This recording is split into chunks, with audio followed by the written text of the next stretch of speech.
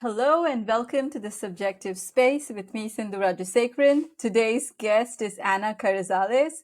Ana is a Peruvian-Canadian writer, filmmaker, producer, and actor. Her films and award-winning documentaries have been featured at international film festivals such as Tribeca, Hot Docs, and Palm Springs. She recently directed a documentary for New York Magazine and is developing the feature documentary Chemical Consent. Her documentary titled Pathways about refugee women disrupting the Canadian political landscape will be releasing soon. She's also a Vancouver Film School instructor and TEDx speaker. So welcome to the Subjective Space, Ana. Thank you. I'm so happy to be here. I was looking forward to it. Great. So to everyone listening and watching, Ana and I have great conversations when we're drinking. So we figured we should drink now too. So I have Keep my it going. wine. Yeah. There we Cheers, go. Ana. Cheers. So my first question, Ana, is to do with the feminist gaze, right? Because I feel like all your films, when you're telling these women's stories, I want to know what you're thinking as a writer, director, producer, even actor, when you're doing these subjects, when you're focusing on these subjects, and the sort of themes that keep popping up in your work. Like I watched all of these films of yours, such as Surviving Violence and like the female body, beauty, brutality, those sort of themes, defying the norm, fighting the patriarchy, also speaking the language of your foremothers, because I know how passionate you are about Spanish, and imagining, feminist futures and all the sort of healing trauma. So why are these themes important to you? What are your inspirations? Tell me about some of that. Because I think that the fact that we exist is a miracle. The fact that we kind of get to do, that we get a way to do things. I think that we push ourselves, I think in my case, as an act of justice. Because it's just our existence is so, I think, conditioned to so many factors outside of our control that fascinates me. When I see women doing what you do, I think, oh, this is a miracle. Like, oh wow, like there are so many things already in the way. Like you're already fighting that shit to get it done. Yeah. It's an act of survival, right? So an act of justice and an act of accountability. Like we're all looking for some sort of accountability in many ways. So I'm fascinated by women who actually telling the stories of women who actually are doing that. You know what I mean? And existing is just such an act, right? So, and my sense of humor is pretty dark. That's kind of like, because I've learned to laugh. Also, I'm from Latin America. So if we don't laugh, and the best humor is born from that.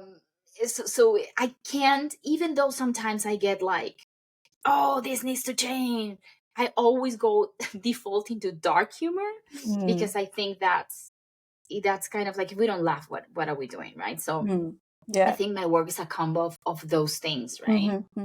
I think that's something I wanted to talk to you about, right? Because in like a pregnant woman, which was great for me to watch, which is also a dark sort of comedy. It's about an undocumented Latina woman who's sort of escaping violence and sort of trying to start a new life.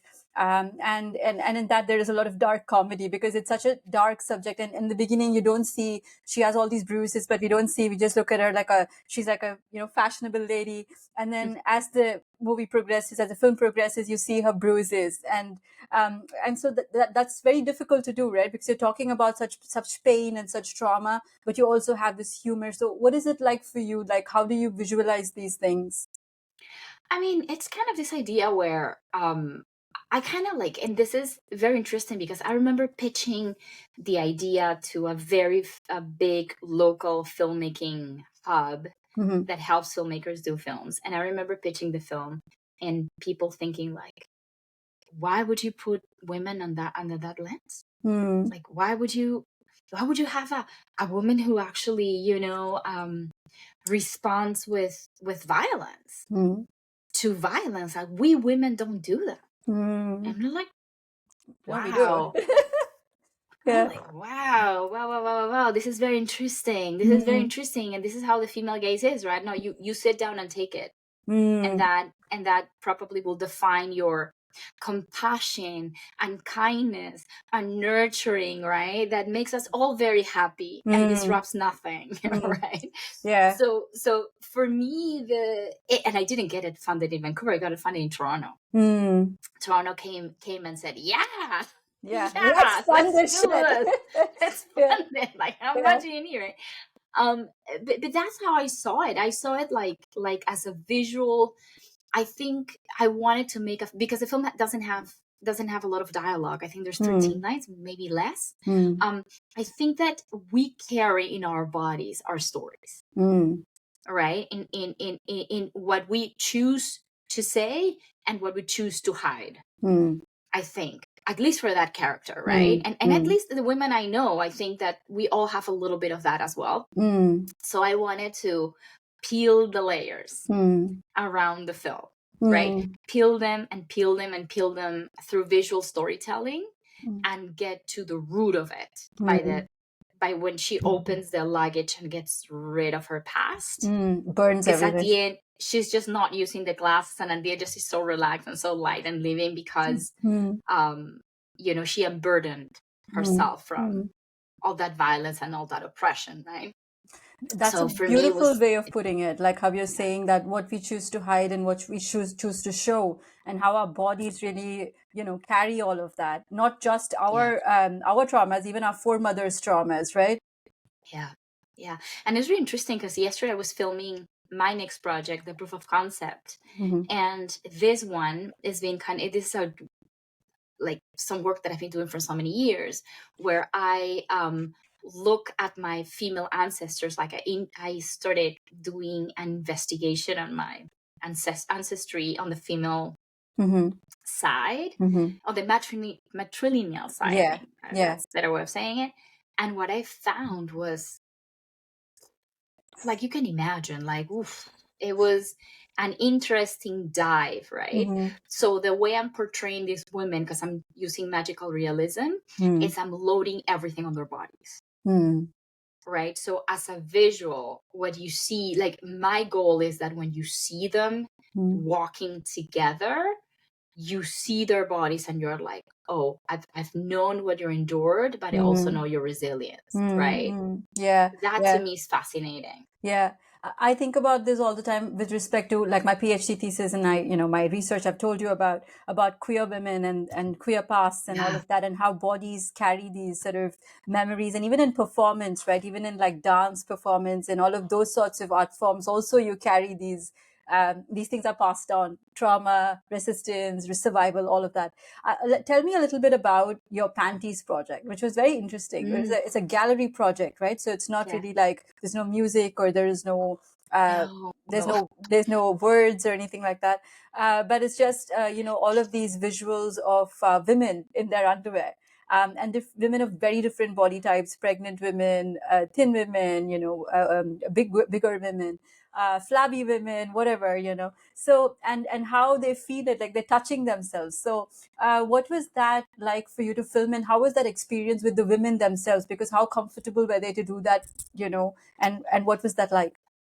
It was interesting because when I talked to them about the project, and I'm very fortunate because I have a group of women around me that I call them and they say yes, and they don't ask questions, which is a problem because they arrive to a room and I'm like, what am I doing? So that part was very interesting because I asked them to choose a pair of underwear that had a story attached to it. And then I asked them to bring it to wear them and then to leave them with me as part of the project, because I wanted to also put the panties in the gallery, right? So that ask was very intimate, right? But they started to discover that while they were wearing the underpants, the body started talking the story, right? The body remembered, right? So the way I film it is they're telling the story, but they're not worried about how they're telling the story because we're not using the audio in that particular shoot when we did film. So it had two kind of objectives. Recontextualize the body, loading it with storytelling. So it demystifies this idea of beauty. Because when you have them in that frame and you're only seeing the underwear, you start getting in. So the bodies that are less traditional start becoming more gorgeous and more stunning and more attractive because they had more layers, they had more marks, they had more to say than the skinny dippy, there's nothing to see. Yeah, I mean, you know what, because I'm taking it out of context. And even the skinny bony dipping body looks a story now. So you are attracted to the story, right? So it was this idea of I want to recontextualize and talk about what beauty is, but in a way where the bodies are talking. And that was interesting because I had, very interestingly, an all-male crew filming. And the women felt very comfortable for some reason because the men were all crying. Oh, I see. And this was happening. They were tearing, they were cleaning their tears, and they were crying because they were not because necessarily the stories were all traumatic, because that was not the case. We had everything. It was because they were connecting to something that they didn't know existed. They were looking at body in the context of pure storytelling that really challenges these assumptions, right? So that project was very fulfilling that way, because I kind of had a thesis where, loaded with storytelling, put it out there, frame it, take away the face, just put it in the body, and then what are you looking at right now, right? And what's attractive? And what's attractive is the stretch marks. What is attractive is the layers. What is attractive is like the bigger the body, the more lift the body. That's what you are going to, generally speaking, gravitate to. Because who doesn't gravitate to story? Yeah, I mean, there was this whole, study about this, right? What constitutes beauty and whose gaze is it even? Yeah. Because obviously, if you look at like Venus and all these sort of ancient civilizations and the way they've depicted the beauty of what is a woman's beauty, they're all big bodies. They were not these sort of skinny bodies that we consider whatever now. So and also the idea of body in storytelling, right, which is very fascinating to me, and you explore that a lot in your films as well, of how without dialogue, just with the human body, like as you said, because the human body carries so much of the story in it. So when you're directing, or even when you're acting, because you also act, right? So what are you channeling when you're acting these sort of stories, or when there's no dialogue and you just have to sort of show? Yeah, I think I'm always fascinated, and I had an actress yesterday, and we were talking with a friend of ours about that. Is that I'm fascinating when I am not the kind of method actress that goes into that and just breaks it down in 120,000 pieces. And I am more of the actress, and this is the acting that I particularly enjoy the most, when you just wear the body. Like, and I had an actress yesterday who was acting as the 200-year-old great grandmother, right? And she just walked in. Right. So it's this idea of what are you fighting for? What are you advocating for? Right. And then we talk about the theme, right? In Pregnant Women, it was clear. It's justice. And it doesn't apply to all the same way. It just doesn't. You're a woman, you're undocumented, you're flying solo, my friend. The rules are different rules. Right. And you have a baby and rules don't apply, right? It's just a different thing, right? So how is it to walk on that body, right? So walk on that body for me was, it has to feel hot. It has to be sweaty. It has to be heavy. It has to be like, if you want to pee, it'll have to be in the highway, because you're in the middle of nowhere, because that's the body that you're walking into, right? So, and yesterday the actress as well, like, what does it be an ancestor who's carrying this thing, right, and passing? So, and she immediately went into that body, and it just became ominous and powerful and broken. right? But in those rips and in those gaps, you see the resilience and the power, right? And that's the kind of directing that I like, right? It's just like, find it in the body. If you don't find it in the body, it's a different process. So for me, I like to work with actors that do that, just walking and find it here first, because then when you find it in your body, and for some people, it's like, from Prenaguna, for me, it was the weight. The weight did it. Like, what am I dragging? What am I, for different people it's differently, but I am a believer that is the body, and also the bones, because the body turns to ashes, but the bones, right? It's in the bones where we have that source of power, right? Yeah, absolutely. I mean, I totally feel what you're saying, because there's a friend of mine, we were talking about, I asked him, where is the soul, right? And to him, he's a philosopher, and he says it's in the bone, The bones. The soul's There's in the something bone. about the bones. Yeah. Right. Because that is indestructible, right? And there's a lot of folktale, like Mexican folktale, and Peruvian also folktale that talks about, the bone woman, right? The woman that goes, into the desert and collects the bones that had been lost, right? And then reassembles them, right? And once it resembles them, it's like the wolf, the wolf woman coming out in the desert again, right? So there's a lot of, Well, that's beautiful. Yeah. It's a beautiful folktale, right? It talks about the wild in the women, right? The wild, this bone woman reassembling these women piece by piece by piece by piece, right? The patience of finding every little bone, Oh, right? my God. And going in the cave and just like bring this woman whole again, because that's our fucking job. Yeah. Right. Yeah. Find all the missing pieces. That's the job. And sometimes I feel like, okay, I'm missing one more. Let's bring it back, right? Because that's apparently the job description, right? And that level of awareness of, well, that's what we're doing. And when we have daughters, then we make sure that they don't spread that that far. So coming back to a pregnant woman, right? The scene we just discussed just before we started recording, that really stuck with me, right? Was the scene of how you were talking about her being hot and sweaty, and her car breaks down, and she's pregnant, and then she's in the middle of nowhere, and then she has to pee, and then she just pees on the highway, right? And then she's just so scared because she's undocumented. She just imagines, I think, isn't that an imaginary scene where like some, cop comes over and he's like, who are you? What are you doing here? Like, this is indecent, right? What is indecent? And what's, so how was that scene, how did people receive that scene in different places? It's interesting because that scene wasn't originally there. And actually she sees this sheriff, but she sees her husband because there's trauma, right? So she keeps seeing the husband. He's the same actor, right? Right. She keeps seeing the husband. So I went to New York before shooting, and I was pregnant.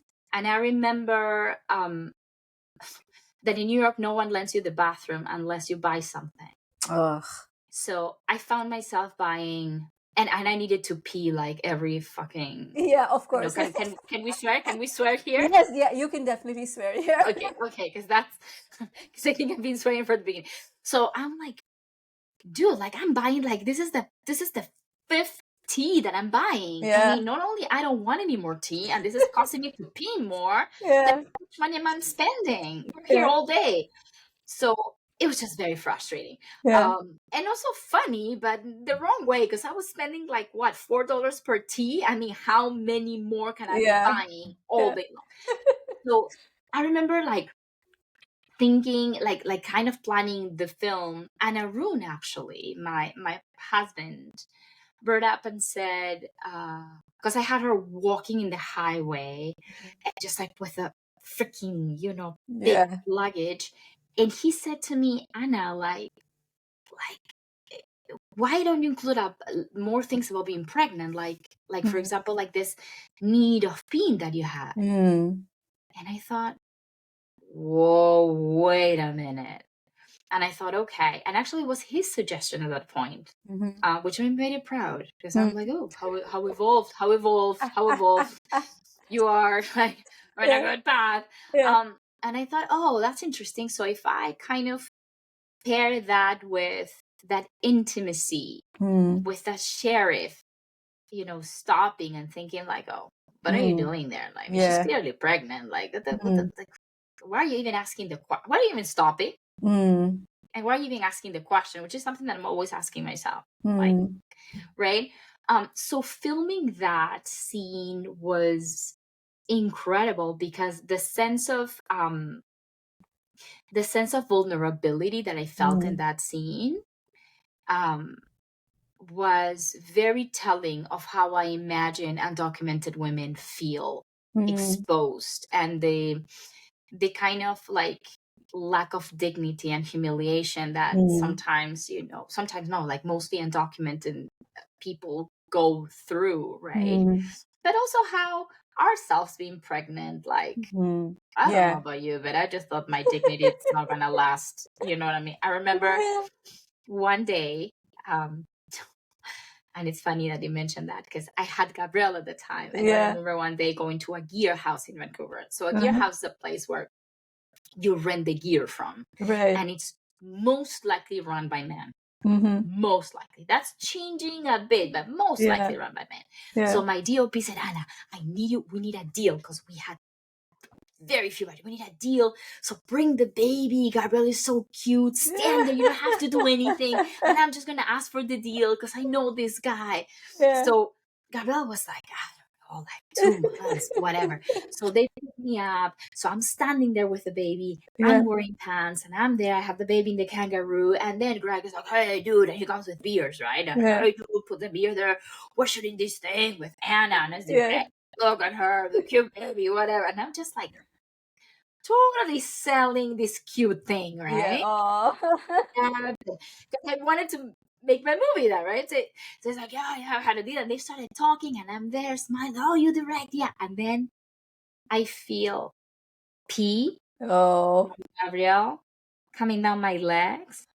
And I'm looking at this expensive carpet, and I'm thinking, I'm highly hormonal. And I'm thinking, like, fuck.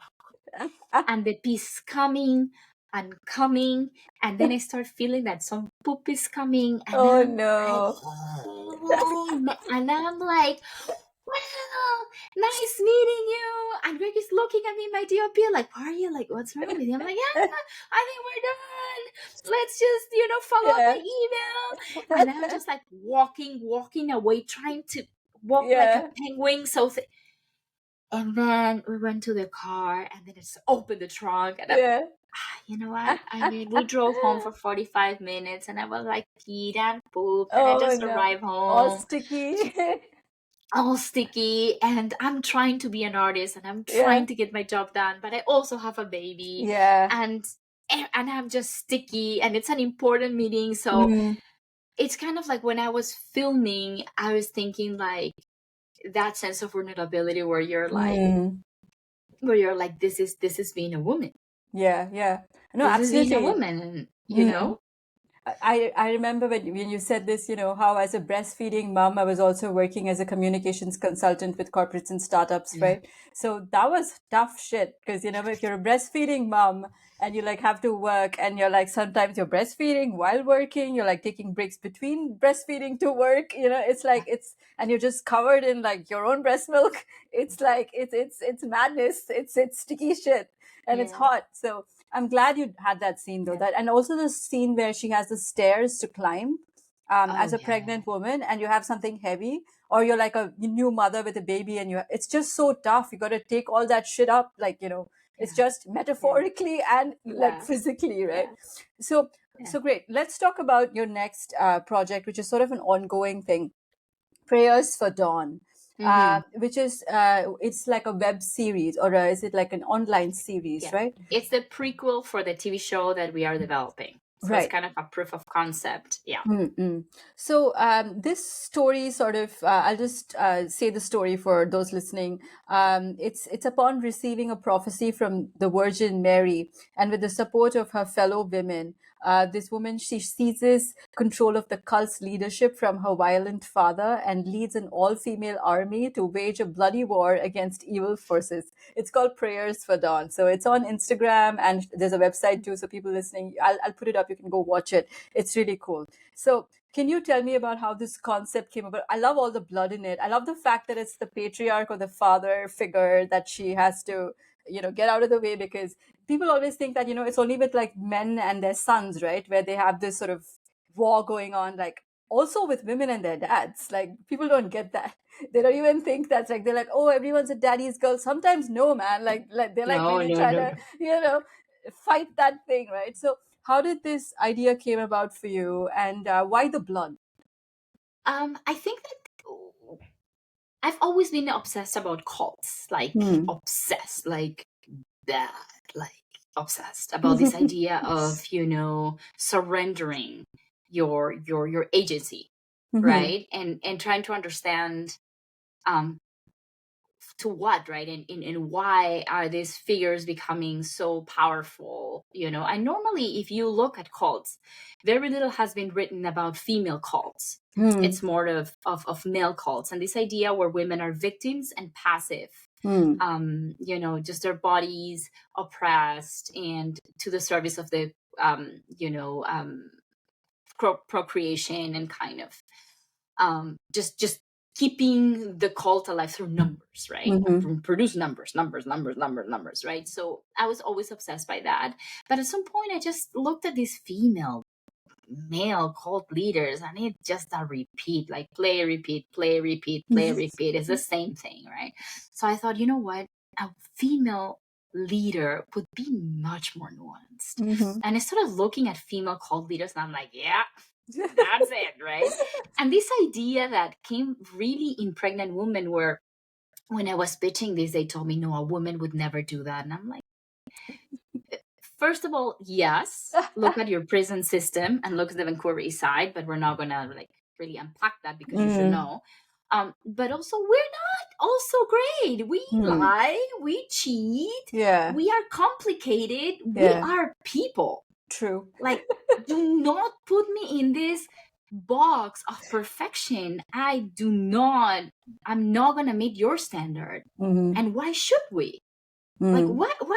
So it's kind of like this complicated woman who comes from oppression and patriarchy rises up towards the right thing, but then turns her flock into vigilante cult, right?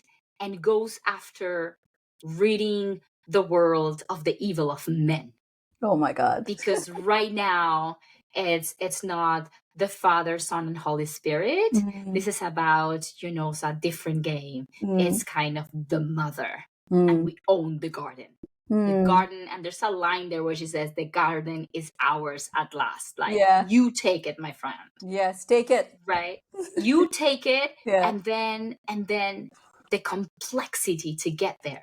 It's what really, to me, matters, right? Is the complexity where you're going to rid the world from evil, but there's a sort of fanatism that is required to do the job. And how are you going to do the job? And that was the exploration, right? And the blood comes from, we have to renounce our fathers at some point. We have to wrestle with this idea, right? We had to say, okay, if I really, really want to embrace this, I have to renounce, the father and become the mother. And unfortunately, we can't do both. We gotta do that first, and then continue the path, right? So for me, that's where the plot comes in, when they are saying, okay, we gotta renounce the patriarchy, like we gotta, you know what I mean?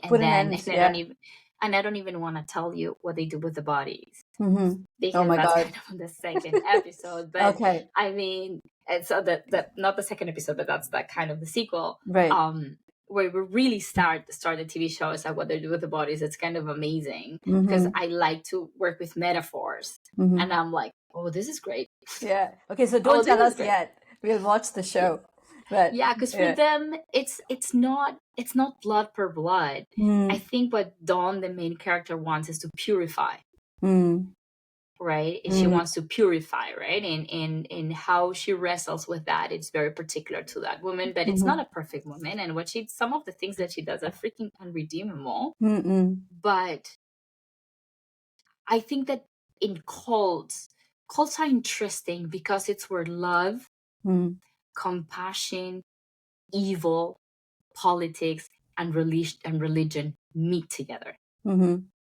And it's just so impossible to unpack because there's so much of it loaded, because there is love, there is compassion, but there's also evil, there's also like abuse, like this, you know, and yeah, and this show is kind of like, let's unpack that, right? That's very fascinating to me, right? Because that's something that I do in my work as well, like in writing fiction, looking at how women are complex creatures. It's like they're not all Mother Mary, Virgin Marys, or like they're not like in India. You have the idea of the Sita, which is she's like the perfect wife who literally burned herself, like to prove her love for. I'm like, no, women are not like that. Like they're complex creatures. Like they have their own, complexity. So, which is great that you're looking at all of that in this, right? So tell me more about how this concept of Virgin Mary inspires you, and why that she is important in this in Prayers for Dawn, and how that sort of fits in. Because it's the epitome of what we just talked about. That for us is Virgin Mary, for Latin American community, religious community. Is that embodied, and that's a standard. Yeah. Yeah, she's like she didn't even have sex to have a baby. No. Like, no, she didn't even have to sin. No. Her body was not, contaminated. Not touched. Yeah. No, because we receive. Yeah. We take, we receive, we take, you know what I mean? That's us. Like it's kind of, for me, it's like, I'm talking about the body. It's like, okay, so we take, we receive, we embrace. We're like, right? So she didn't have to even, you know what I mean? And where's her lust? And where's her, it's like, it's exactly what you talked about. And for me, it was fascinating because I was raised Catholic. And at some point I realized, wait a minute. Oof. There's like, what's going on here? Like, you start thinking about it and you're like, whoa, okay, wait a minute, right? And then we go back to the issue of control, right?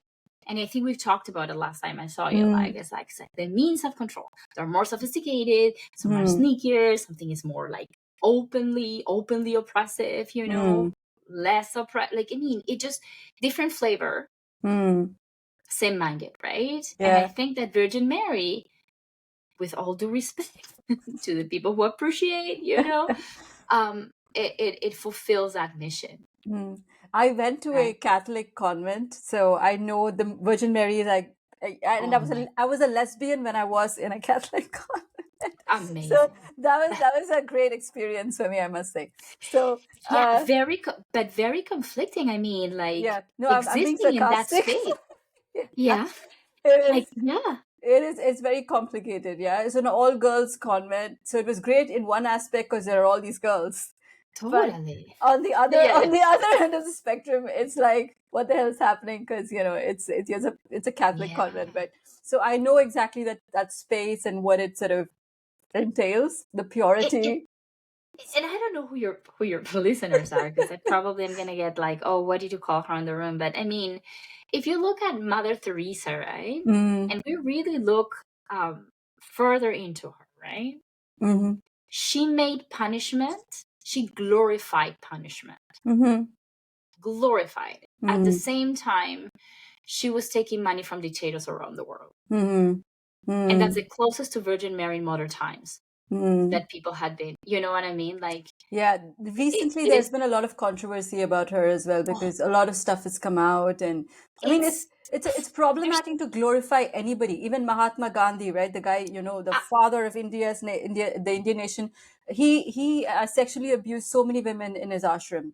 Underage girls, women, and nobody talks about that. He's still on all this, money notes, like all the notes, the bank notes of India. He's the father of the nation. So that's the sort of shit that we're dealing with. It's very interesting how, the glorification comes with an agenda. We're just not glorified. We're choosing who do we glorify. Right. There's a choice we're making, right? Because these people represent certain things or certain interests, right? And then that's where as women we gotta look at these things and say, okay, what are we purchasing here? That's how I like to see it. Like when I am when I am admiring someone, it like, what's the price tag? What I'm purchasing here? Like, I'm not just purchasing Mahatma Gandhi. What's coming with it? What's coming with Mother Teresa? Like, what is it? What we're pushing, right? And then once you look at it through that lens, a lot opens up, and you're like, wow. I think this whole concept of punishment, is something that really. So there's an anecdote, right? So what happened once was that when Gandhi was in South Africa, the two girls from his sort of followers were sort of sexually assaulted, or by a guy, right? So what did he do? He did not. But he did the way he punished, or solved the situation was by getting the girls to cut their hair and make themselves unattractive, so they would not attract the male gaze in that sense, right? So this is my problem with puritanical sort of stuff is the fact that it's always the woman's body that has to be purified, that has to be made less sexy or whatever. It's the men are going to be men. So it's like women who have to which really pisses me off. Like, so yeah, it's more of like, we are not holding men accountable for bad behavior. We're punishing the women for their bad behavior, which to me is a psychotic way of thinking, because it's not grounded in any reality whatsoever. And if the rape statistics with women covering head to toe were less prominent, I'm not telling you that I would have I wouldn't have a discussion. But I mean, the statistics have shown us that it doesn't matter it just doesn't matter. Yeah, it doesn't matter whether a woman is showing all of her body, none of her body. It's not even her problem. She's not the problem here. That's what we need to first of all be okay with. Anyway, so we can go on. So Anna and I can, to those who are listening, I forgot that we're recording the podcast. So those who are listening, Anna and I can go on like this about hours about like our shared problems with the patriarchy. But to return to the podcast, I think I wanted to also ask you about your journey as a filmmaker and an actor, right? Because you did not start off in the film industry.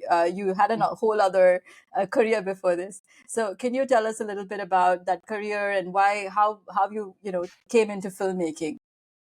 I think when I told my lawyer parents that I wanted to be an actor, they went like, "You're gonna be like shooting drugs in Cusco." You don't know, Cusco is like the heart of the Inca empires, and also the heart of tourism in Peru. You're gonna be like shooting drugs and I think that part of me was always fascinated about the human mind and the human soul and our feelings and whatnot. So psychology seemed to be the best way to fulfill my parents and fulfill my needs. Then I had a very successful practice. Oh, it's like, wait a minute. Hello? It's like they're looking for Gabrielle. A very successful practice.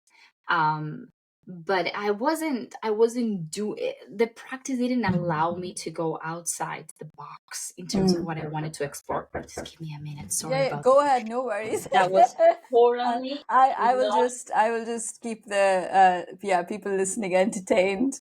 It's just Anna being a mom because she's a busy woman and she has a 5-year-old daughter, so she'll be back in a minute.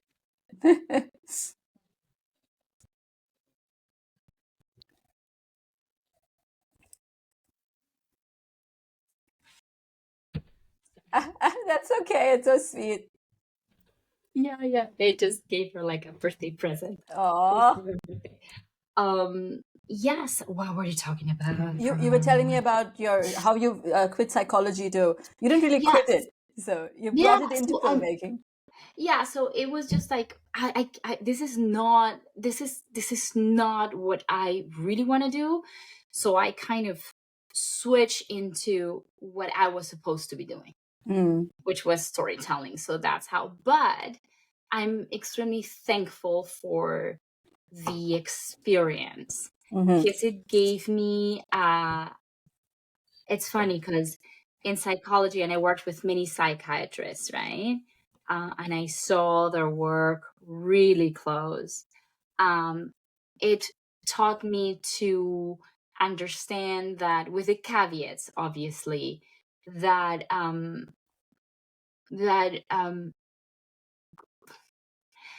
how do I say this? That when we struggle mentally, it's not us necessarily, is that we're wrestling with the world, and the world is far from a perfect place. And mental health is that wrestling, and there's a lot of extraordinary truths that I've found in most of my patients. Like I had bipolar patients who would come with this incredible pieces of wisdom that they could not adapt in the world that we're living. And it gave me a lot of appreciation for that. And my characters are all wrestling with a world that doesn't accept them or want them, or because we're holding mirrors to what's not working. People don't like that, so we like to put them away. Yeah. To blame them as I'm bipolar, by the way, so I totally know what you're talking about. yeah. Oh, Yeah. I didn't know that, but that's exactly, I think you would know it better than me, that the world is not prepared for the brilliance and the nuance and the amazing craziness that comes with it. Yeah, it's like you're either like But in indigenous communities, right? Yeah.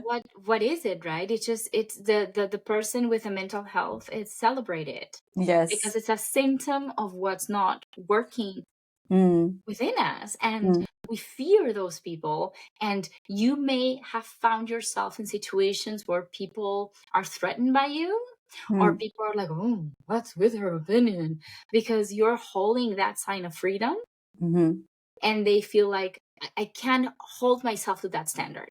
So I need to label you. I need to put you in a box. And when you're sitting in therapy, you're in close contact with that. Because they come to you and they say, my wife, my husband, my kids, my work, like they come with this, right? And why are people scared? Why are people afraid? Because we don't want people mirroring what we're lacking. Yeah. We don't want anyone to show me my shortcomings. Yeah. People fear that. It's like you want to be a perfect whatever that is, which is nobody, pretty much. Well, I think that more than perfect, you gotta be safe. Yeah, that's a better way to put it. I gotta be safe. I gotta be safe for you. I have to make myself small for you, so you don't feel that. And I think that unconsciously, when I see big personalities, which I adore, I have to get past that. For the first, I think at this point I adore them, but when I was younger, I had to have that a couple of minutes of, why am I out of my element here? Because I'm afraid, because I'm threatened, because you're showing me what I'm not daring to say or do. Right? And that hurts. So if we don't take accountability and say it's not the other person showing me what freedom looks like, am I gonna dare? If I don't dare, then I don't want you around me. Then you're crazy. You know what I mean? Do you think your experience as a psychologist, like all the dark comedy that you bring into your filmmaking, do you think that sort of played into it somehow? I think psychology kind of made it plays out, but I think as a child, I always had this imagination where I'd like to see things through things. Right. So when I remember being as a 5-year-old, because I was raised as a free range kid. I'm sure probably you were raised as that. So I would be like walking by myself, right? On the corner, and I would like to, and I started imagining like, oh, like if we were like playing the playground in those like monkey bars. Mm. I like to imagine, okay, what happened if, like if I fall from the monkey bar and the ground doesn't have a button, and then I Yeah. found this, you know what I mean? Like Yeah. I've always had a dark imagination. Mm-hmm. And I think psychology just shown me that darkness is not a scary place. Yeah. It's That's beautiful. Yeah. it's like sometimes we have to fear the light Mm. more than the darkness, because Yeah. what is the light concealing? Mm. The darkness, you know what I mean? Like the Mm. light could be concealing many things, and we're talking about patriarchy, we're talking about these things, and Mm. like what is the light concealing? Mm. Right? Sometimes it's better to just like work in the darkness and embrace that, right? Mm. And come to the light after, right? Do you still practice psychology? I should probably come see you. I have a therapist, but maybe I should come talk to you instead. So, but I think this entire conversation has been about, we've talked about a lot of feminist stuff, but also something that we always talk about when we meet is also like psychedelic stuff. So I think that will be that we will do in Peru when I come with you Yeah, for yeah, that, in the middle of the forest, and we're doing all of that stuff. So yeah. there we will record another episode. Yeah, that will be a ayahuasca episode. Yes, that will be whilst we are on all the, in all the stuff in us, right? But this has been great, Anna. This has been lovely, and I forgot at some point that we were recording the episode, because I always have so much fun when I'm talking to you, right? So, but this has been great. I think I've asked you all the questions. One last question I do have for you, which I had in my notes, was about teaching, right? That is Mm. another thing that you do so many things. So teaching at the Vancouver Film School. So tell me about what that is like, and what are young filmmakers like, because you're dealing with like Gen Z or younger, right? Oh, yeah. What are their interests? How do they even see the world? Because they're probably like playing tons of video games, and the way they see the world is so different, right? So what is it like? It's hard to pin, Mm-hmm. it's a very different generation. It's very hard to pin. Some teachers go and say like, oh, they're so difficult, they complain a lot. I don't see that. Like Mm-hmm. with me, I don't see, because I guess that I don't feel the necessity of power. My ego is in like life support. It's been life support for a long time now. Like, I mean, that's not how I approach the world.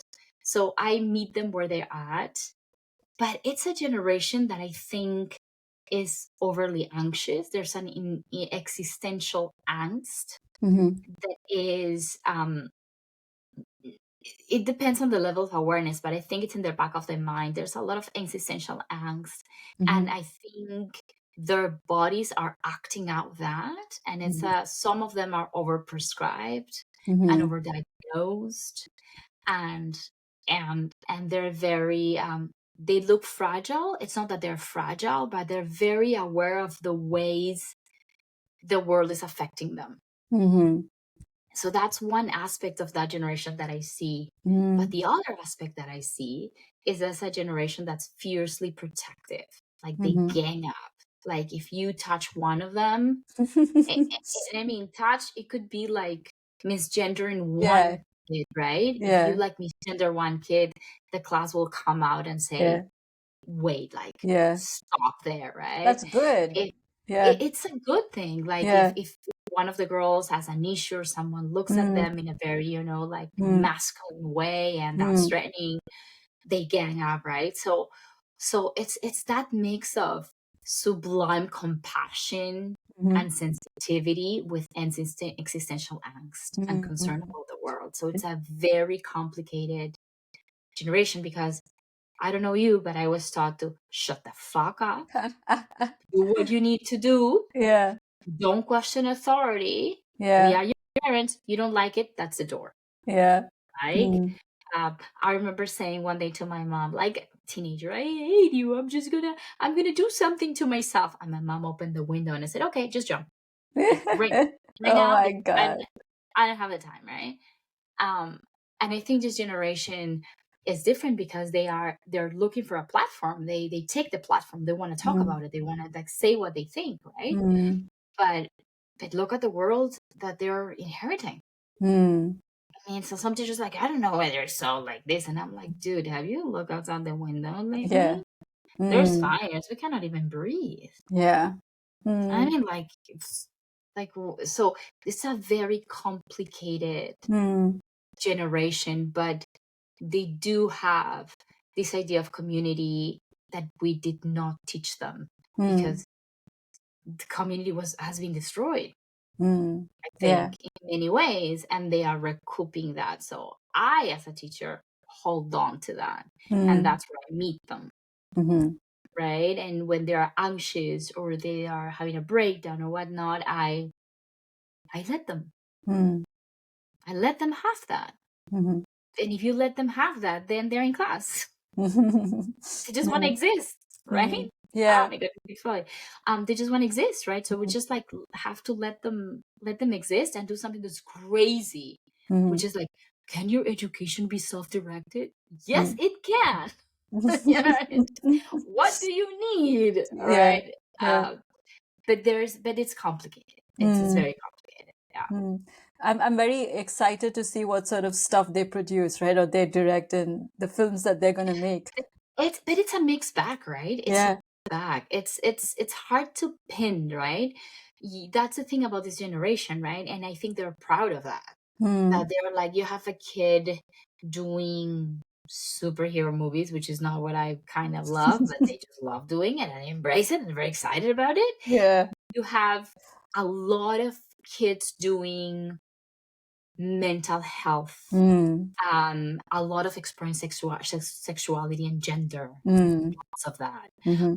Some kids exploring religion. I think there's that desperation to explore, to understand the world. I don't think they understand it because it's too messy. Yeah. Let's go and try to pin it. So it's a mixed bag, but I think the general pattern is, even in video games, like I used to imagine video games that kids like, you know what I mean? Like that was my stereotype of, oh, let's, but you hear him talking about The Last of Us, this video game with storytelling attached. I like that one. Yeah. Oof. And how they talk about their games. And I go like, wow, I mean, yeah, it's video games, but they are like very picky in terms of give me story, give me this, give me that. So it's a really, really mixed bag. Very interesting. I don't find them. Yeah. It is interesting, and it keeps me on my toes because it's just like it humbles me, right? Because you think you've done many things, and then you walk in and you're like, oh, I haven't done that many. Yeah. We also know from having mine's 8 and yours 7 or 6 or 5 now. 6. So yeah, so we have to. That's a whole different game that we are playing. Like the stuff that we have to learn for their sake. And that's gonna be another freaking generation because that's Gen AI Alpha. generation. Yeah. Gen Alpha, and it's gonna be the AI generation. So that's a total different ballgame. Like my kid, for example, doesn't have any gender issues or sexual. Like just one day she's like, "Oh, mom, I'm a girl and a boy." Yeah. So the next day she's like, "I'm a boy." Like that freedom. Same as mine. Yeah. That's already.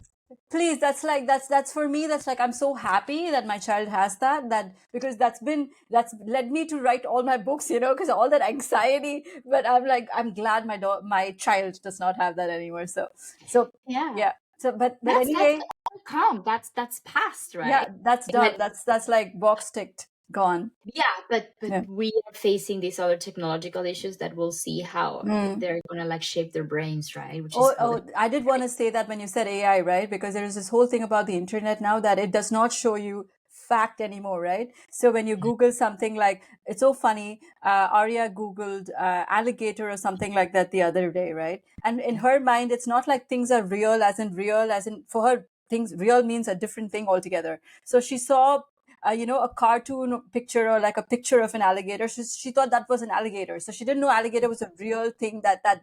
So it's like, I don't even know how to talk to these kids anymore, right? What's real, what's unreal, all of that is just so complicated. Yeah. Blurred. So I am very curious about how their brain is going to adapt to that. It's going to be a different brain.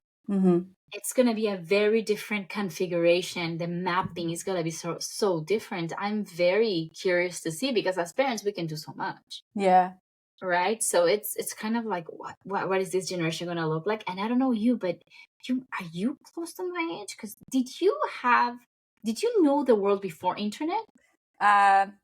Very briefly. I'm 37, so I was about 8 or something when the internet popped in my life. So when I was ready for it, I had it. So I don't remember a world before it. So I'm 7 years older than you. Yeah. And I also caught the beginning of the internet. And for us, or for me, there is a contrast. Like, I didn't grow up with the phones. But I just got the and for me it's kind of like we have that contrast. I have that contrast. Gabrielle, like my daughter, doesn't. Yeah. Oh, yeah. I totally know what you mean. Arya saw a picture of a telephone with the wire and stuff. She's like, "Is this how in the olden days?" I'm like, I was alive." That was my house. You picked up the phone and you said, "Hey, they're calling you," whatever. And the other receiver, and you could hear the phone. Yeah, I know. My grandpa used to overhear my conversations with my girlfriends and boyfriends. And you couldn't tell. And the only thing they needed to do is hang up after you. Yeah. You were that, and then they're like, "I heard that. Somebody's listening in." Totally. And they don't know that world, right? So and also like, we didn't have a way to communicate to our parents when we're out. Yeah, true. Right? Yeah, they couldn't keep a tab of us, and all the time, like, "Where are you? Where are you? What are you doing?" No, I'm meeting with people. I'm meeting at 4, and it had to be 4 or that was actually liberating if you think of it. Poor kids, like, these kids don't have we're going to be on, like, I put an RFID tag when Arya went for a camp. I put an RFID tag in her bag so I could see where she's on the hill. Imagine that. Imagine. I'm going to have to do it, but imagine like that's what? Like, that's I know. Unfair, I guess. But they will figure out a way to like put it off or like get rid of it. They know we're tagging them. They're gonna be like, "We don't want you." But anyway. So anyway, thank you so much, Ana. This has been such an amazing time that I've had with you. And I forgot again, like I said, I was recording the podcast. We will see each other. Yeah, no, we have to I have to go to your place and we have to have another conversation. There's so much to talk about. Yeah, I know. Anyway, we'll do it at your place or at my place. We'll do it again. All right. Thank you. Thank you so much. Okay. Talk to you soon. Bye-bye.